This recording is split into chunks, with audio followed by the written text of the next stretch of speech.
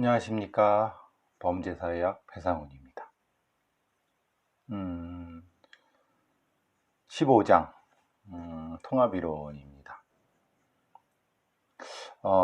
사실 좀 이번 학기 처음 들어와서 저도 희망이 좀 부풀었었고, 여러분을 만나서 범죄사회를 가르친다는 거에 대해서 상당히 나름대로 기분도 좋았고 그랬는데, 코로나 때문에 직접 만나 뵙지도 못하고 부족한 강의를 계속 온라인으로만 해드려갖고 너무 죄송한 마음이 이루 말할 수가 없습니다.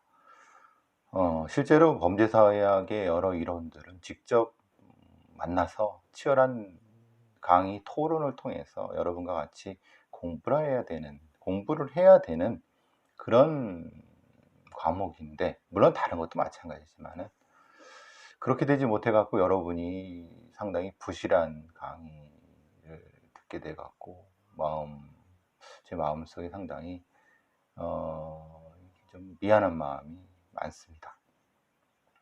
오늘 15장 14주차 마지막 그 통합이론을 하면서 이 말씀을 꼭 드려야 되겠다 싶어 갖고 상당히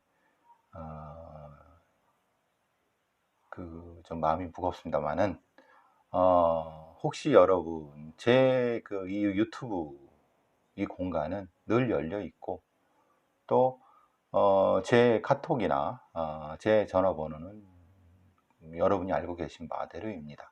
언제나 범죄 사회학과 관련된 궁금증이 있고 뭐 혹시라도 범죄사회학 쪽으로 진로가 있거나 아니면 범죄 쪽으로 있거나 아니면 혹시라도 뭐 그런 쪽이 있으시다고 언제든지 연락을 주시고요. 또 항상 그 관련된 이론이라든가 제가 잘 모르지만은 많이 모르지만은 그런 부분에 대해서 여러분한테 언제든지 응답해 드릴 마음이 있습니다. 메일을 통해서 질문을 해오신 분도 있는데 중간중간에 제가 좀 바빠갖고 답을 제대로 못 해드린 것 같아요. 뭐 길게 써드렸어야 되는데 짧게 써드려서 죄송한 마음도 있고, 어쨌든 마지막 주 뭐 길지 않게 여러분 하고 다음 주에 여러분 시험 볼 때 만나서 본격적으로 시험 보고 뭐 평가라든가 아니면 여러 가지 과제라든가 이런 거 말씀을 드리도록 하겠습니다. 그 얘기를 여러분의 얘기를 듣도록 하겠습니다. 과제는 기말 시험까지 제출해 주시고 메일로 제출해 주셔도 되고 저한테 직접 페이퍼로 25일 날 주시면 됩니다. 자, 통합이론입니다. 통합이론은 지난 14장과 연결해 갖고 이제 이 한 과목이 끝나면서 일정 정도 이론에 대한 얘기를 많이 하죠. 많이 하면은 아무래도 지난 시간에 했던 발전 이론은 여러 가지 했던 이론들을 시간에 맞게 좀 재해석 아니면 그거를 통해서 재배치 아니면 그걸 통해서 좀 더 확대적이고 발전적인 형태의 이론을 파악해 보고자 하는 거였고, 시간의 요소를 드리고자 하는 거였고, 지금 통합이론은 뭐겠습니까? 통합이론은 여러 이론들을 통합해 보자. 왜냐하면은 범죄학에는 여러 이론이 있습니다. 근데 여러 이론이 각기 다른 거를 얘기하는 것 같아요. 그런데 사실은 범죄사회학이라는 것의 이 영역은 범죄를 얘기해야죠. 범죄를 하기 위해서 긴장 이론이 있고 억제 이론이 있고 통제 이론이 있고 뭐 이런 것들이 있지 않습니까? 그러니까 그러면 너무 많은 것이 아니라 좀 이론을 좀 줄여보자, 이런 문제 제기도 있을 수 있죠. 왜냐하면 너무 많은 이론이 있기 때문에 그 이론들을 각기 이해하기보다는 좀 하나의 통합된 체계로 이해해보자 라고 하는 어떤 주장이 나올 수가 있지 않습니까? 그 나오는 것도 되게 당연한 거고. 그래서 대부분의 범죄학자들은 반증, 예를 들면 어떤 이론이 있으면 그 이론에 쓰인 개념들 이런 것들을 통해서 그 학자가 얘기하는 것과 좀 다른 반대되는 증거 아니면 증거의 반대, 그러니까 증명을 다르게 함으로써 그 이론의 모자란 점이라든가 부족한 점을 채워주거나 아니면 그 이론이 틀렸거나 맞았거나 뭐 이런 것들을 했죠. 즉 말하자면 이런 다양한 이론을 검증을 통해서 이렇게 하죠.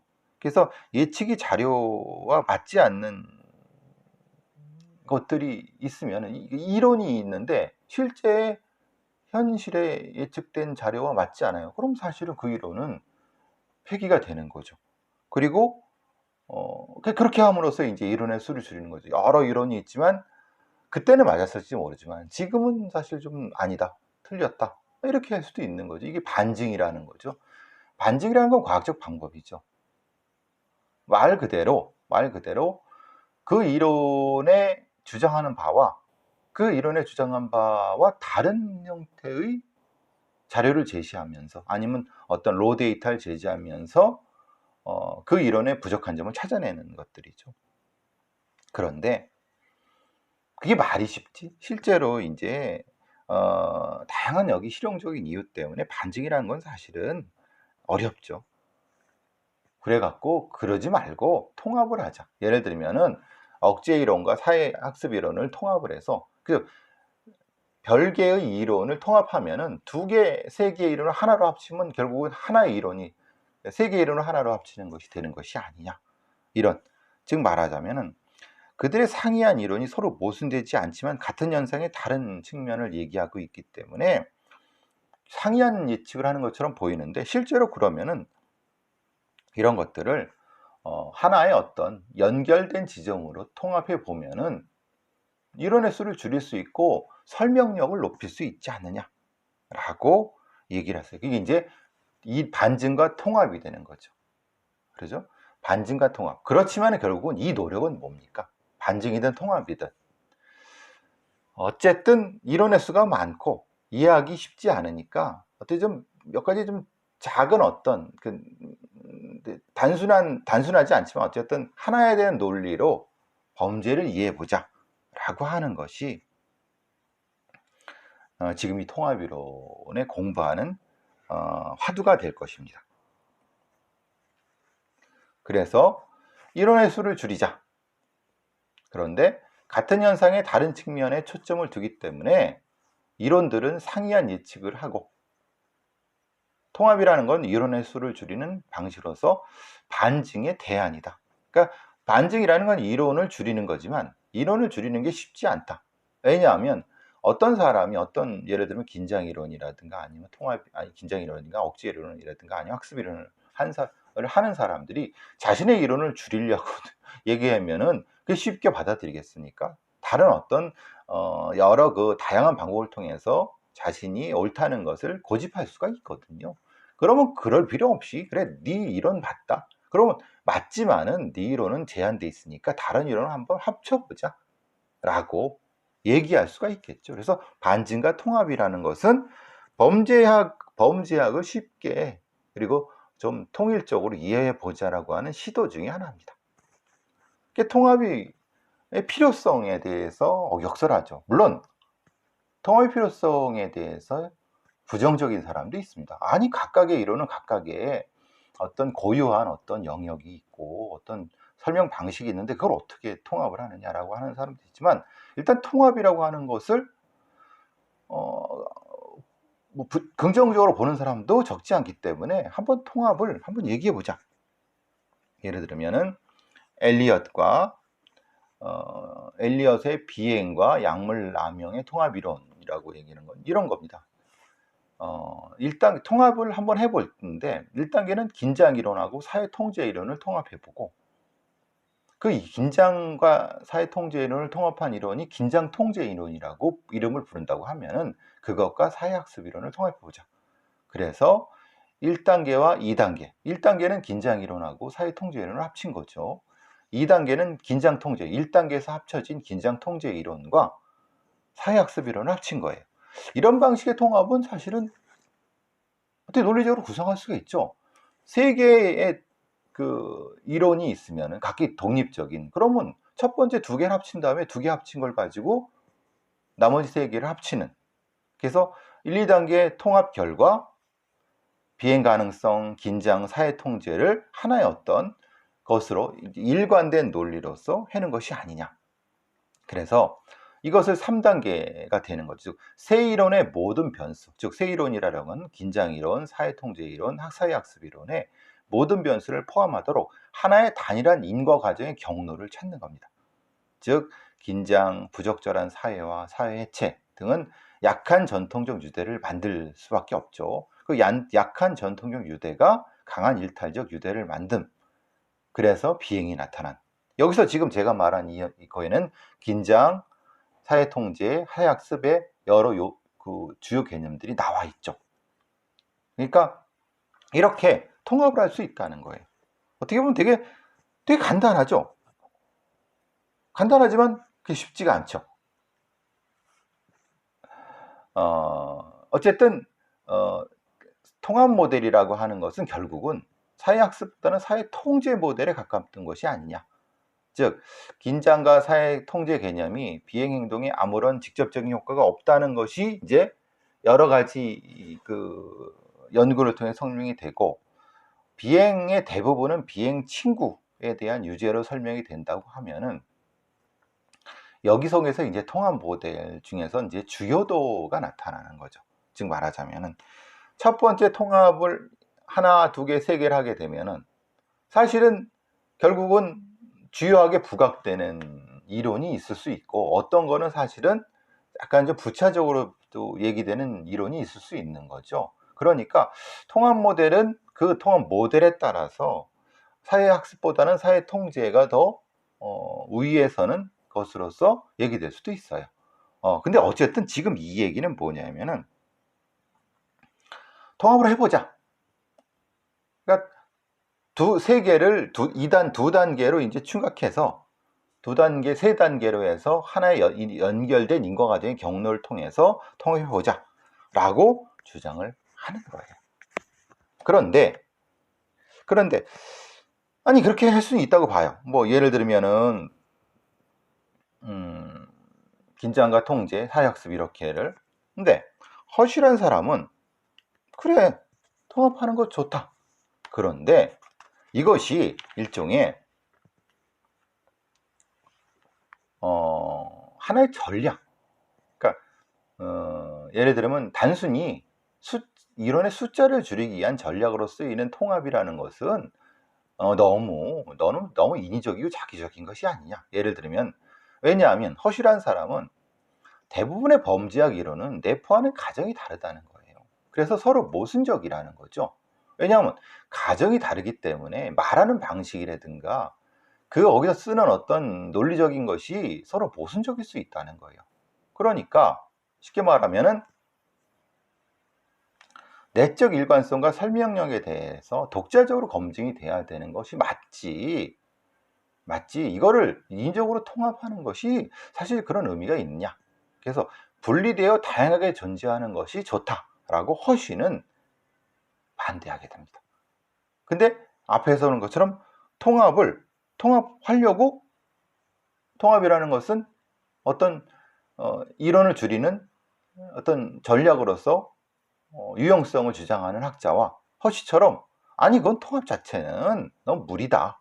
왜냐하면 이론 자체가 가정하는 것이 달라서 모순적이고 독자적으로 설명이 되는 게 맞지. 그리고 분리되어 다양한 게 좋다.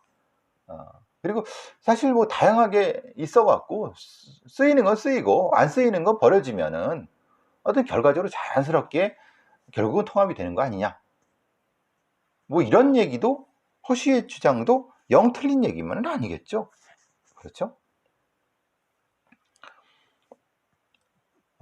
그런데 이제 엘리엇과 그 동료들은 다시 통합론자들이 또 반론을 하죠. 왜냐하면 어떤 개별 이론이건 어떤 불법 행동에 대한 설명력은 10에서 20% 정도밖에 안 된다는 거예요. 예를 들면 하나의 이론이 어떤 그 불법 행동을 다 설명하는 것이 아니라 예를 들면 절도라든가 아니면은 뭐 이 괴롭힘이라든가 이런 것이 그 이론으로 다 설명되면은 좋죠. 그런데 그게 딸랑 10에서 20% 정도가 되면은, 야, 예를 들면은 A란 이론이 10에서 20을 하고 B란 이론이 10에서 20을 하면, 아니 그러면 그런 이론이 무슨 필요가 있느냐. 그래서 엘리엇과 그 동료들은 허쉬의 반대를 반박하면서 대립의 전통은 실패했다. 그러니까 이전까지는 그래, 긴장이론은 긴장이론대로 의미가 있어. 학습이론 학습대로 의미가 있어. 억제이론 억제이론도 의미가 있어. 통제이론 마찬가지고 있어. 라고 했는데 그런 대립의 전통은 실패했다. 왜냐하면 각각은 너무 설명력이 좀 작더라. 그래서 다중인과 요인에 의한, 그러니까 다중인과, 그러니까 흔히 말하는 어떤 불법 행동이든 인과 요인이 여러 가지더라. 공존을 해야 된다. 그러니까 공존을 하려면 통합을 해야죠. 그렇지 않습니까? 이렇게 재반박이 들어오면서 했고, 허쉬는 또 재반박을 했어요. 우리가 어떤 이 진보라고 하는 것은 있는 걸 그냥 끌어모아서 부분적으로 무슨 인조인간을 만들듯이 하는 것은 그건 진보인 것 같지만, 그게 통합이고 진보 같지만은 사실은 그것이 아니라, 현실에서 진보는 이렇게 아웅다웅 하다가 새로운 아주 떡 이론이 딱 나와서 사실 앞에 있는 이론을 싹 정리하고 싹 가는 거, 이게 사실은 흔히 말하는 진보고, 이게 실제로 현실상에서 벌어지는 거 아니냐라고 주장을 한 겁니다. 여러분 생각은 어떠세요? 저는 모두 다 맞다고 생각을 합니다. 현실적으로 각각의 이론들의 설명력은 좀 낮긴 낮습니다. 그래서 그것을 부속품으로 만들어 갖고 새로운 통합이론을 만들고자 하는 주장도 분명히 의미가 있어요. 그런데 그런다고 해서 설명력이 높아질까? 이건 좀 너무 인위적이라는 얘기도 들고, 허쉬의 얘기처럼 새로운 이론, 그러니까 다중이론, 다중인과 이론도 저는 맞다고 생각하고, 그런데 새로운 이론이 또 창조되고 있거든요. 그래서 이런 반증과 통합 논쟁이 꾸준히 이어졌습니다. 그러니까 이거는 어떻게 보면 결론이 아직 날 수가 없거나, 글쎄요, 결론이 날 수 있을까요? 예를 들면 이런 겁니다. 어떤 허쉬가 아니면 어떤 학자가 자기 이론을 계속 주장을 했는데 어떤 사람이 내 이론을 갖다가 반증을 해갖고 공격하는 거야 뭐 있을 수 있는데, 그거를 부분적으로 부품으로 갖다가 쓰고 자기 어떤 통합 이론이다 해갖고 뭘 갖다 썼어요. 그러면은 이 사람은 그거 내 거 아닌데 나를 잘못 이해했어, 내 말은 그게 아니야 라고 그렇게 얘기하겠죠. 그렇게 할 수도 있죠. 그러면 실제로 그 사람이 갖다 쓴 거는 실제로 이 요인이 아닌 거예요. 그러니까 이런 문제가 실용적인 문제가 생길 수도 있는 거고, 학자들이 주장하는 바의 전제가 다를 수도 있는 거고, 그래서 결국은 이 과목의 마지막에 반증과 통합에 대한 얘기를 하는 것은, 이론이라는 것은 여러 주장이 있을 수 있다. 다양함을 주장하는 사람도 있을 수 있고, 또 통합을 주장하는 사람도 분명히 있을 수 있는 거예요. 그러니까 어디가 더 적절한지는 실제로 이론을 구성하면서 새로운 이론이 구성되면서 역시 그렇게 될 수가 있겠죠. 잠깐만요.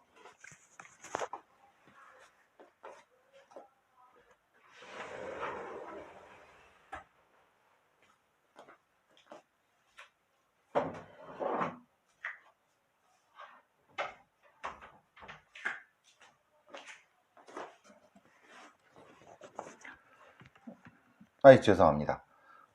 여기 주택가라서 생활소음이 좀 들려갔고요. 이런 모습 처음이죠. 죄송합니다. 자, 여러분이 어떤 학문을 공부하시건 어떤 분야의 학문을 공부하시건 이런 부분들에 대해서는 어느 학문이건 얘기가 될 수 있습니다. 왜냐하면 어떤 학문 분야건, 예를 들면은 집합행동론 같은 경우라든가 아니면 문화사회학 이론이라든가 아니면은 다른 어떤 경제사회학 이론이 있을 수 있죠. 여러 가지 이론, 뭐 가족사회학 이론도 있고 그 이론도 각각의 이론들에는 그 각각의 이론을 주장하는 사람들이 있습니다. 가족 현상을 어떻게 설명을 하고 문화 현상을 어떻게 설명을 하고 그 뭐 경제 현상을 어떻게 설명하고 그 이론들은 각각의 독립적인 어떤 그 논리적인 과정이 있습니다.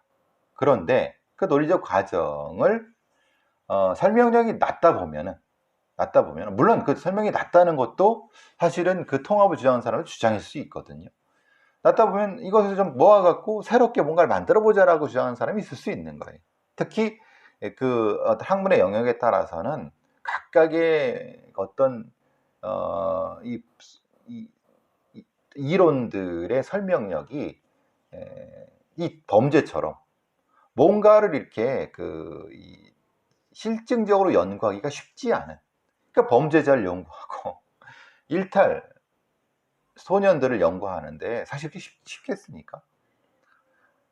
그리고 물론 이제 문화 연구나 경제 연구 이런 거는 데이터가 많을 수도 있고 그렇게 또 대상이 이렇게 수동적이지 않을 수도 있기 때문에 어쨌든 그런 면에서는 이론의 통합과 어떤 반증에 대한 여러 가지가 나올 수 있다는 거, 일단 그것부터 좀 말씀을 드리도록 하겠습니다. 그러니까 아마 언제나 이런 그 분과 학문들을 할 때는 여러분이 직면하는 문제일 겁니다. 여러분이 어떤 그 작은 이론을 선택하시던 그것은 언제라든지 나타날 수 있는 문제라는 걸 꼭 명심해 두시기 바랍니다. 자, 그래도 어쨌든 통합이론이니까 통합이론 몇 개를 이제 소개하면서 이번 학기를 마칠까 합니다. 브레이스 웨이스트라고 하는 사람의 재통합적 수치심 부여 이론이라고 합니다. 통합을 향한 움직임 중에 하나인데요. 수치심이라는 게 뭡니까? 수치심이라는 것은 수치심이 부여되는 걸 알게 되는 다른 사람에 의해 수치를 당하거나 비난을 받는 사람이 양심의 가책을 갖도록 의도하거나 그런 효과를 염두에 둔 불승인 표시의 모든 사회적 과정입니다. 수치심, 여러분은 어떤 행동을 할 때 수치심이 부여된다는 걸 알게 되면은 양심의 가책이 있죠. 그러니까 뭐 그 행동을 안 하게 되는 거죠. 근데 문제는 이겁니다. 그것이 수치심만 부여되고, 그러니까 말하자면 오명만 씌우게 되면은 높은 범죄, 낙인이 될 수밖에 없죠. 그런데 문제는 이 수치심 부여인데 수치심을 부여하되 재통합, 예를 들면 재통합이라는 게 뭡니까? 내 포용을 할 거야. 그러니까 사실 비난은 하되 너 이것을 끝까지 버리는 비난이 아니라 받아 안으려고 하는 비난. 그래서 재통합적 수치심 부여 이론이죠. 그러니까 이런 거죠. 부모와의 유대 상호 의존성 관련된 부분입니다. 그래서 어떤 일탈자라든가 범죄자를 비난을 하긴 하되 그 비난하는 것은 그 행동을 다시는 하지 않도록 하고 다른 사람들도 역시 다시 하지 않도록 하되 다시 안 하도록 하면서 우리 사회의 공동체에 끌어안으려고 하는, 그게 부모가 되든 공동체가 되든, 그러면은 당연히 뭡니까? 범죄가 줄어들고, 이것은 뭡니까? 이건 회복적 사법운동과 관련이 있죠. 여러분, 회복적 사법운동은 뭡니까? 회복적 사법운동은 낯선 그 개념일 수도 있지만은 회복적 사법운동은 어떤 사법 절차에 있어서 가해자와 피해자가 있을 때 그것을 원래의 상태대로 돌아갈 수는 없지만은 그들을 화해시켜서, 화해의 전제는 당연히 가해자의 뉘우침, 그걸 통해서, 그리고 자기가 이 사회로 다시 돌아오겠다고 하는 의지, 이걸 통해서 가능하죠. 그래서 회복적 사법, 범죄가 일어나기 전의 단계로 가려고 하지만 사실 그러긴 쉽지 않지만은, 그러면서 가해자도 사회의 통합이 다시 되고 피해자도 사회의 통합이 되는, 그게 회복적 사법운동이라는 거죠. 그러니까 브레이스 웨이스트의 대통합적 수치심 부여 이론은 목적은 재통합이죠. 근데 그 과정에서 수치심을 부여함으로써 높은 범죄율과 낙인에서 벗어나서 재통합, 낮은 범죄율과 사회유족주대 사회 공동체의 삶으로 확인할 수 있는, 그게 이제 결국은 브레이스웨이트의 재통합적 수치심 부여 이론입니다. 어떻게 보면 되게 쉽죠? 근데 왜 수치심 부여 이론에는 여러 가지 낙인 이론도 있겠고 다른 형태의 범죄학 이론이 합쳐갖고 사회 해체 이론도 있고 이것이 합쳐갖고 만들어진 거예요. 그럼 이게 통합 이론이라기보다는 어떻게 보면 새로운 이론일 수도 있지만 기존의 것들을 두세 개를 합쳐갖고 만들어낸 어떤 이론이 될 수 있는 거예요. 이런 방식의 통합 이론이 가능하다는 거예요. 그리고 또 하나의 통합 이론은 통제 균형 이론이 있습니다. 그러니까 이른바 통합된 일탈의 일반 이론이에요. 예를 들면 우리가 일탈과 범죄를 왜 저지르고 어떻게 저지르냐, 예를 들면 그 인과관계를 아주 정교하고 정밀하게 얘기하는 것이 이 티틀의 통제 균형 이론입니다. 그러니까 넓은 범위의 일탈 행동을 완전하게 설명하고자 하는 이론입니다. 예를 들면 통제 균형이라는 게 뭡니까? 통제라는 것은 통제를 행사하는 사람과 통제를 받는 사람, 그러니까 행사하는 통제의 양보다 그가 받는 통제의 양, 그러니까 무엇인가를 푸시하는 사람과 푸시 받는 사람, 통제 받는 사람과 통제하는 사람. 그러면 수능이라고 하는 건 통제 그 자체보다 통제 균형이 있는 거죠. 그대로 이제 받아들이는 거죠. 즉 행사하는 통제와 받는 통제가 유사할 때 그대로 유지가 되는 거죠. 그래서 보통 U자형 곡선입니다. 예를 들면 행사하는 사람이 너무 세고 받는 사람이 너무 높으면은 뭔가 일이 터지죠. 마찬가지로 행사하는 사람과 행사 받는 사람이 균형이 안 맞아. 그럼 이거는 힘을 쓰는 사람보다 힘을 반발하는 게 더 커. 여기는 힘을 억누르는 게 더 커. 그럼 여기는 푹 주저앉고 여기는 푹 올라가겠죠. 그죠? 여기 밑에는 뭡니까? 균형이죠. 실제로 U자형 곡선, 그러니까 힘이 이렇게 세졌다가 이렇게 하죠. 힘을 행사하는 사람과 힘을 행사받는 사람 사이의 균형, 이게 통제 균형이라는 겁니다. 어떤 형태로든 이 통제 균형 사이에 있으면은 이게 어떻게 됩니까? 통제 균형, 이게 순응이 되는 형태가 되는 거죠. 그러니까 그러면은 예를 들면 일탈이라는 것이 뭔가? 다수가 거부하는 부정적인 집단적인 반응, 유발 행동인데, 예를 들면 이런 것이 있겠죠. 강탈, 착취, 반항, 수탈, 퇴폐, 굴종 같은, 예를 들면 이런 겁니다. 어떤 통제비가 있을 때 여기서는 이제 성향이라고 하는 개념과 유발이라는 개념과 제약과 기회라고 하는 건데, 지금 이게 지금 이 상황은 이해하시겠죠? 예를 들면은 어떤 사람이 어떤 형태에서 일탈이 벌어지는가에 대한 그 인과 과정을 일반적으로 설명하려고 하는 것이 통제 균형, 티틀의 통제 균형 이론입니다. 즉 말하자면은 이 일탈하는 거에는 아까 말씀드린 것처럼 강탈은 뭡니까? 누르려고 하는 사람이 다 뺏어버리는 거죠. 그죠? 그리고 굴종은 뭡니까? 뺏기려고 하는 사람이 다 그냥 놓아버리네? 이런 형태가 되는 거죠. 그러면은 반항 같은 거 대항할 수도 있고 이렇게 되는 거죠. 그러니까 네 가지 주 개념이 있습니다. 성향이라고 하는 건 일탈적 동기부여입니다. 즉 통제비가 되죠. 어디서 이렇게 일탈이 되는가에 대한 것이 성향이 되는 거고, 유발이라고 하는 건 자신의 통제비를 변경시킬 가능성이라는 겁니다. 내가 지금 이만큼의 억압을 받고 있어, 압박을 받고 있어, 나는 요만큼 상태에 있어. 여기서 조금만 삑 비껴나오면 내가 그래 좋아 내가 받아들일게, 그러면 압박이 되면서 내 몸 뭔 일이 생기고, 여기 상태에서 압박이 좀 느슨해지고 내 나이가 좀 더 하려고 하면은 터지는, 자신의 통제비를 변경시킬 가능성. 그러면은 제약이라는 것은 잠재적인 통제가 실제로 행사될 가능성, 그리고 기회라고 하는 적당한 상황. 그러니까 지금 여기서 제가 이거를 굳이 여러분한테 설명을 자세하게 쓰실 필요가 없는 것 같지만은, 그러니까 말 그대로 이거는 일종의 힘의 메카닉을 설명하는 형태입니다. 여러분이 굳이 이렇게 깊이 아실 필요는 없지만은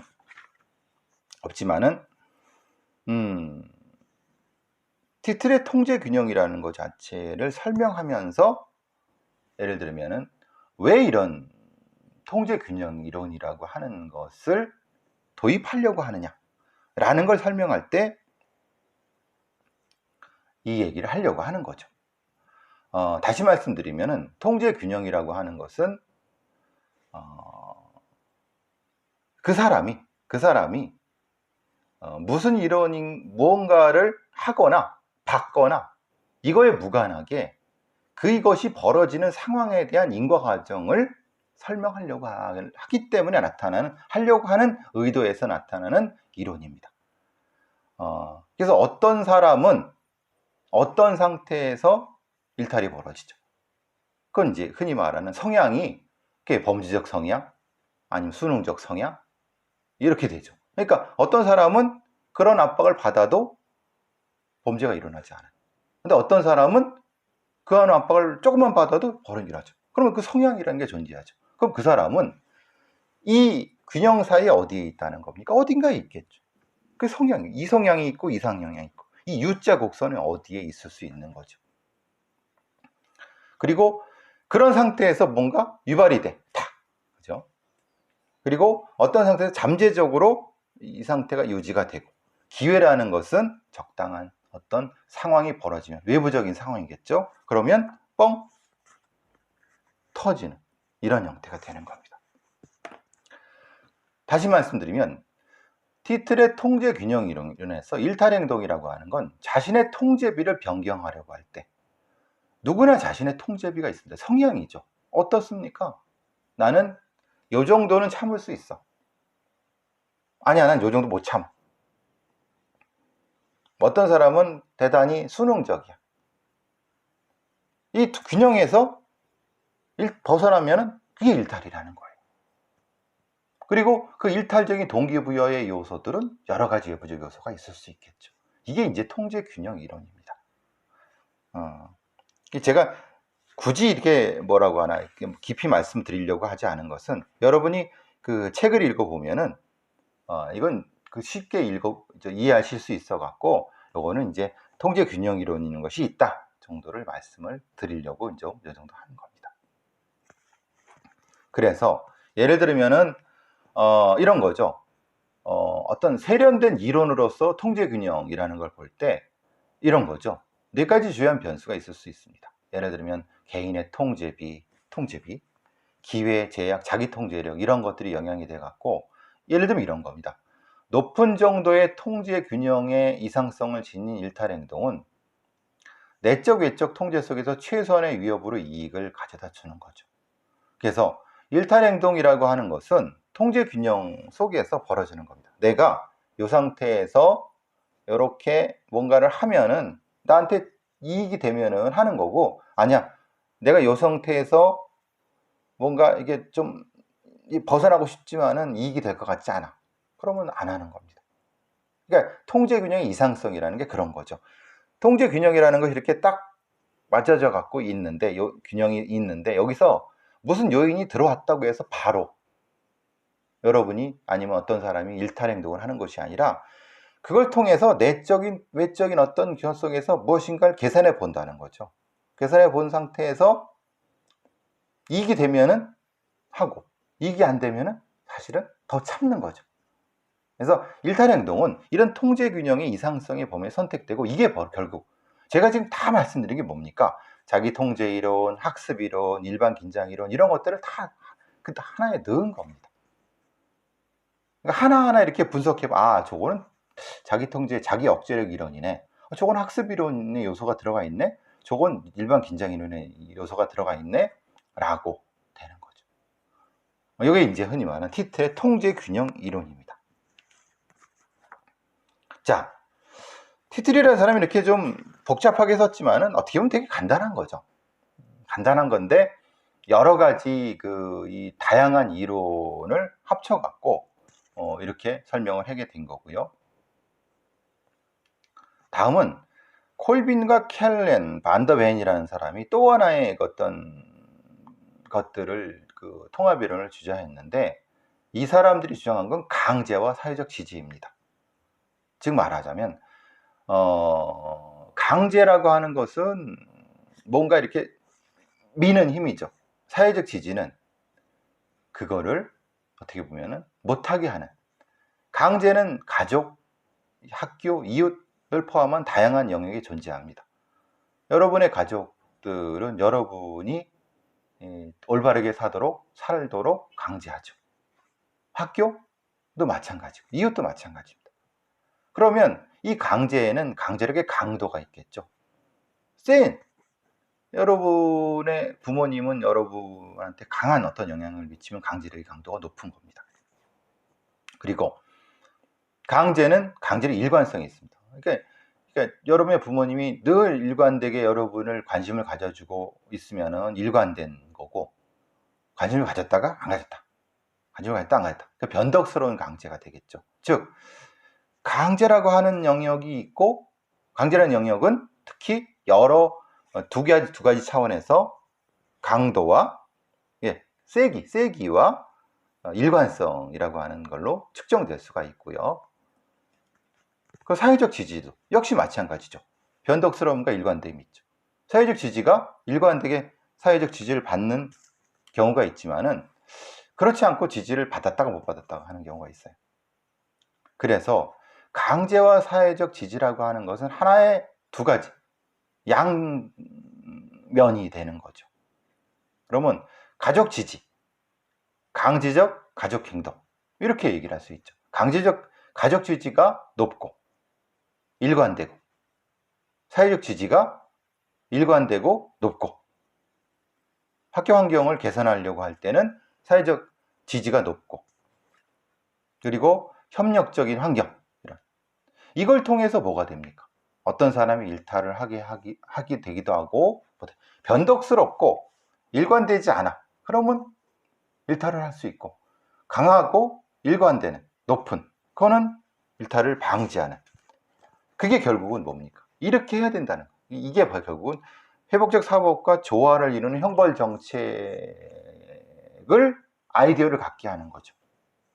예를 들면 학교 환경에서 어떤 좀 일탈하려고 하는 학생에 대해서 높은 사회적 지지를 일관되게 하면은 일탈 행동이 줄어들겠죠. 마찬가지로 전과를 가진 사람들한테 일관되고 강한 사회적 지지를 이렇게 보이면은 역시 이 사람이 사회로부터 벗어나려고 하지 않겠죠. 이게 이제 강제가 감소되고 합법적 사회 지지가 증가되는 형태에서 일탈 행동이 방지되는 형태입니다. 이것도 역시 통합이론이라고 할까요? 이론을 통합시키려고 하는 요인들을 좀 더 높은 차원에서 한번 새롭게 재구성해 본 거라고 볼 수 있겠죠. 자, 다음 사람들은 일종의 버나드와 스나입스라고 하는 건데, 이거는 사실은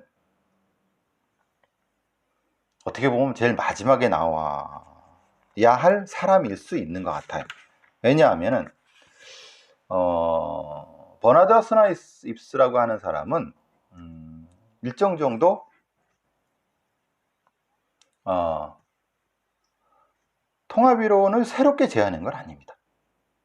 그런데 이 사람들은 기존의 범죄학 이론을 새롭게 해석합니다. 즉 기존의 이론들을 정확히 묘사하고 동시에 폭넓은 통합과 경험적 검증이 가능하도록 합니다. 즉 그들의 접근, 이 버나드와 스나입스는 과학적 과정에서 이론의 적절한 역할과 그들의 주장에 기초합니다. 그래서 기존의 이론을 다시 한번 보자는 거죠. 정확하게 한번 보자는 거죠. 그래서 이들의 주장을 요약하면 이런 겁니다. 왜 이론 자체에 방점을 찍느냐? 아니다. 변수에 방점을 찍자. 왜냐하면 실제로 어떤 이론은 그 변수를 자기가 독점적으로 가지고 있다고 생각한다는 거예요. 예를 들면은 긴장이론, 억제이론에서 통제력이라든가 지지라든가 이런 거는 여러 이론에 다 쓰일 수가 있어요. 즉 이론 자체보다는 변수들 간의 관계에 초점을 둬야 된다 라고 이 버나드와 스나입스는 얘기하고, 그럼으로써 통합이 가능하도록 사실 하는 거죠. 그죠? 타당성이 아니라 과학적 절차와 유용성의 측면에서 이론을 평가해야 된다. 왜냐하면 그 타당성은 그 시기, 그 시간, 그 공간에선 타당하다.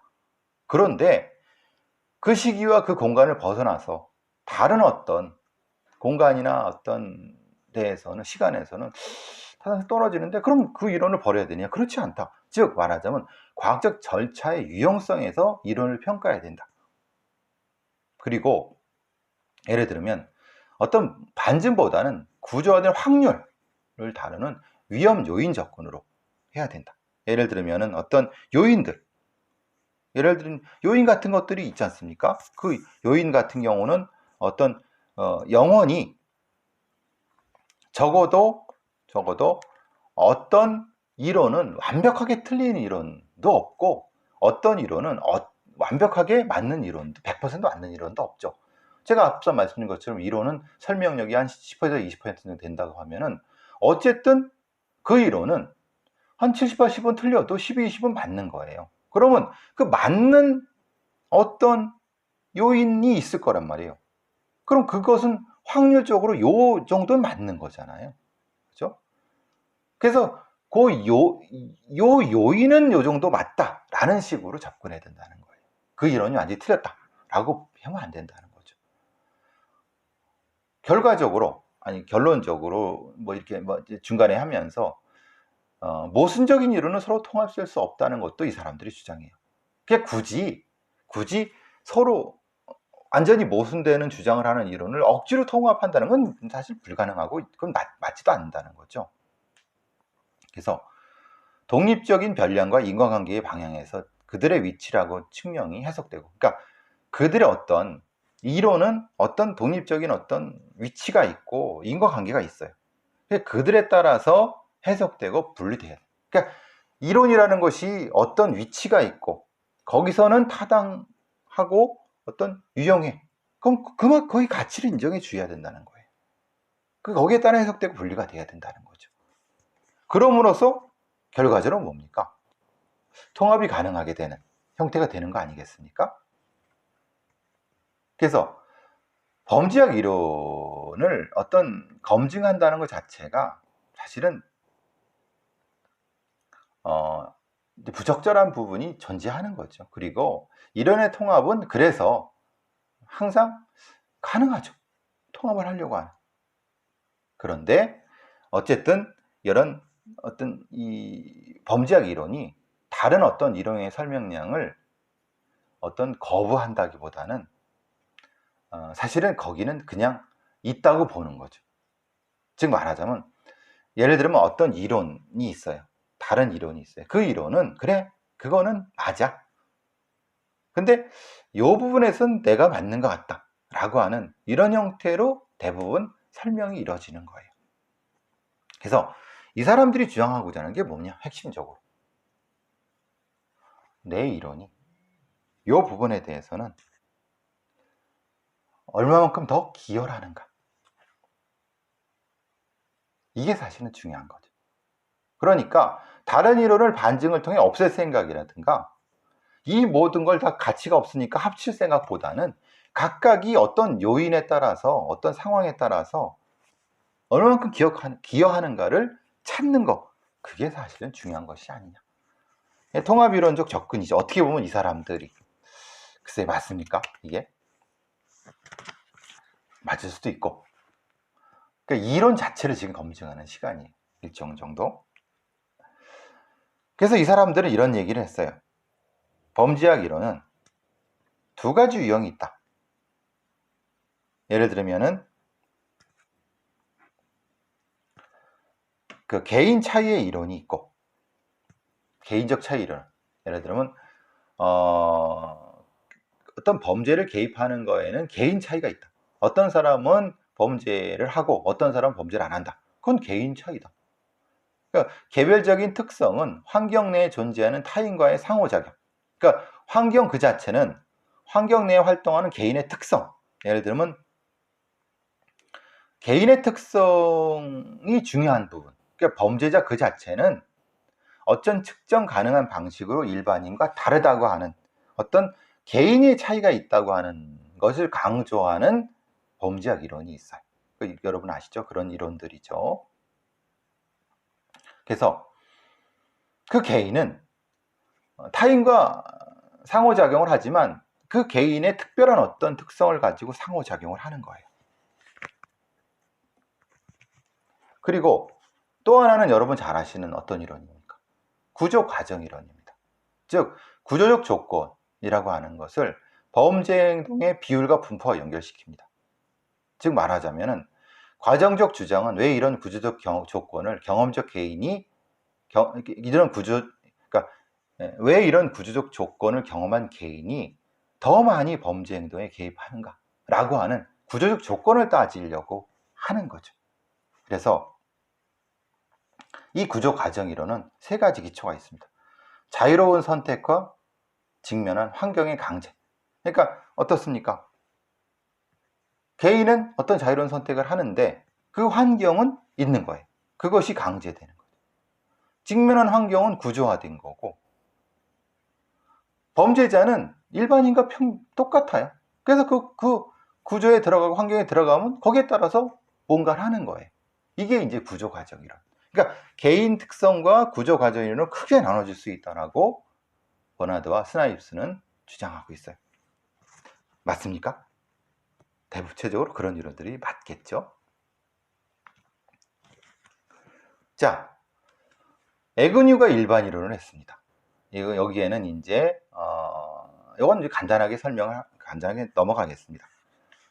여기서도 범죄를 하게 하는 강제와 동기부여로 이제 나눕니다. 그래서 생활 영역이라고 하는 큰 영역에서 5가지 무리의 변수를 주장을 해서 그 5가지 무리라고 하는 것은 성격 특성, 가족, 학교, 친구, 직장이라고 하는 큰 어떤 무리가 있고 그 안에서 그건 생활 영역이죠. 그 안에서 범죄에 상당히 강한 효과를 주는 거죠. 강제도 하고 동기부여도 하는.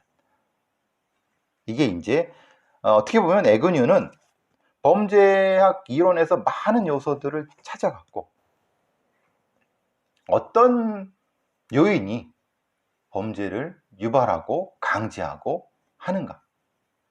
즉 말하자면은 제약이 감소되고 동기부여가 증가하면 범죄가 증가하죠. 되게 당연한 이론이에요.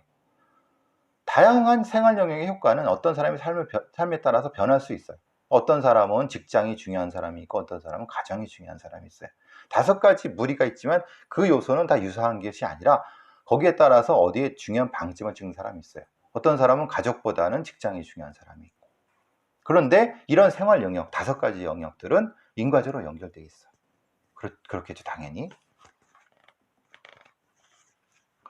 그래서 이전의 범죄와 현재 미래의 범죄 사이의 관계가 어떤가를 설명을 하고 영역 사이에 많은 상호작용이 있고 서로가 서로에 동시에 영향을 미치고 개인의 인과적 특징과 지역사회의 특성은 생활력 전체에 영향을 미치는 외부적 요인이 될 수 있다고 얘기를 하고 있어요.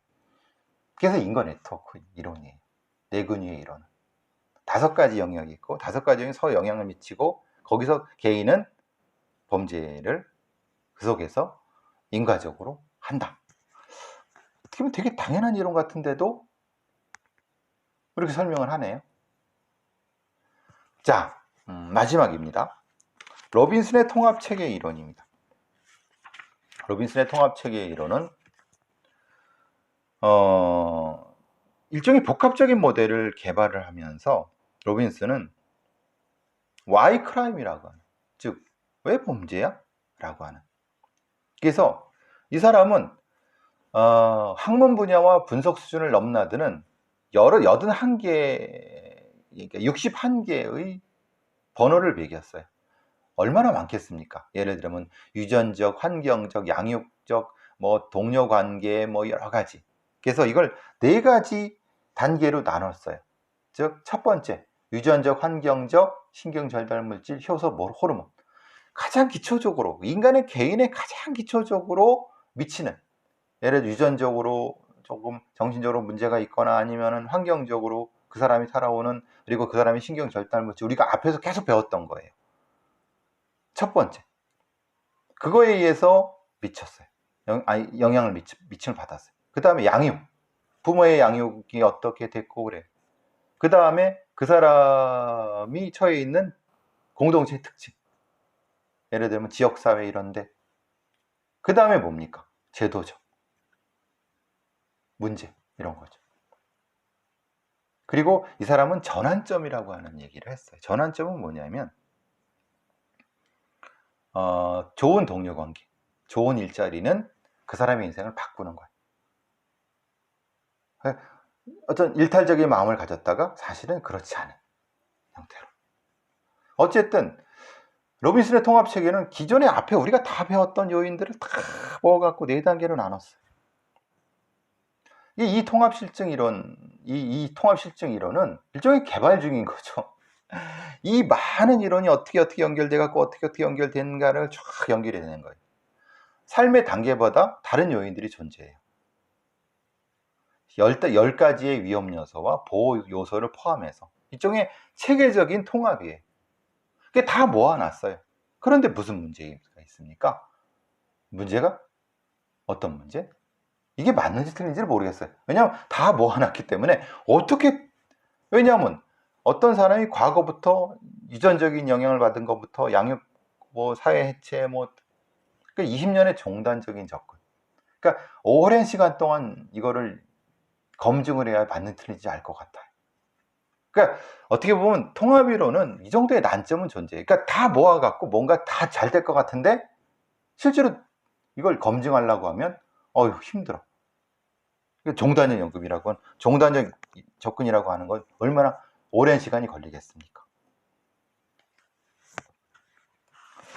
자, 이 통합이론을 하면서 결국은 요 과목을 다 이제 끝내겠네요. 부실한 부분도 있고,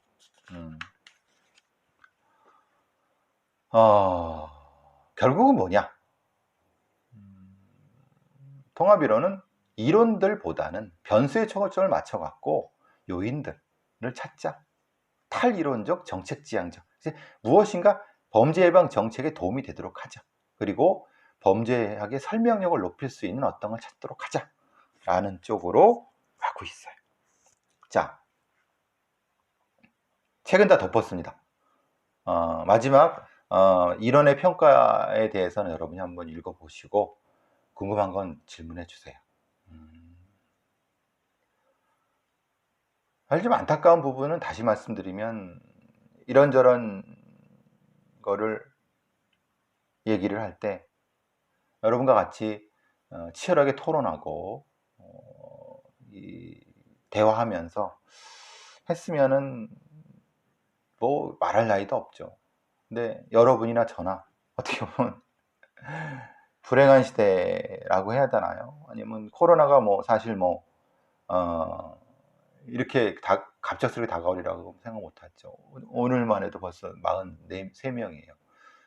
어째 제2의 파동이 온다고 하는데 안타깝습니다. 어쨌든 부족한 강사인데 더 이 인터넷으로 해서 더 부족한 강의가 돼 갖고 제가 말하면서도 이게 이해가 될까?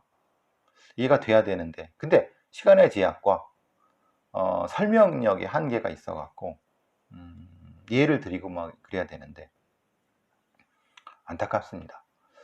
그리고 미안하기도 하고요. 사실 범죄사회학은 대단히 기초적인 학문이어 갖고 많은 여러분들이 이걸 했으면 좋겠다는 생각은 많이 합니다. 그리고 이걸 통해서 여러분의 일자리도 그렇고, 사실은 이런 범죄 사역을 가르치거나 이걸 하는 데가 그렇게 많지가 않거든요. 희귀하기도 하고. 자, 이게 뭐 너무 넋두리 될 것 같아서 하여튼 한 학기 동안 대단히 고마웠고, 다음 주에 여러분 시험하면서 보면서 필요한 부분들 저한테 말씀해 주세요. 또 시험 보는 방법은 제가 지난주에 말씀을 드렸고, 시험 범위는 이 동영상 중심으로 해서 창의적인 문제를 내고 여러분이 충분히 쓸 수 있게끔 하고, 또 과제는 다음 주까지 내고, 또 이제 여러분 보시는 것처럼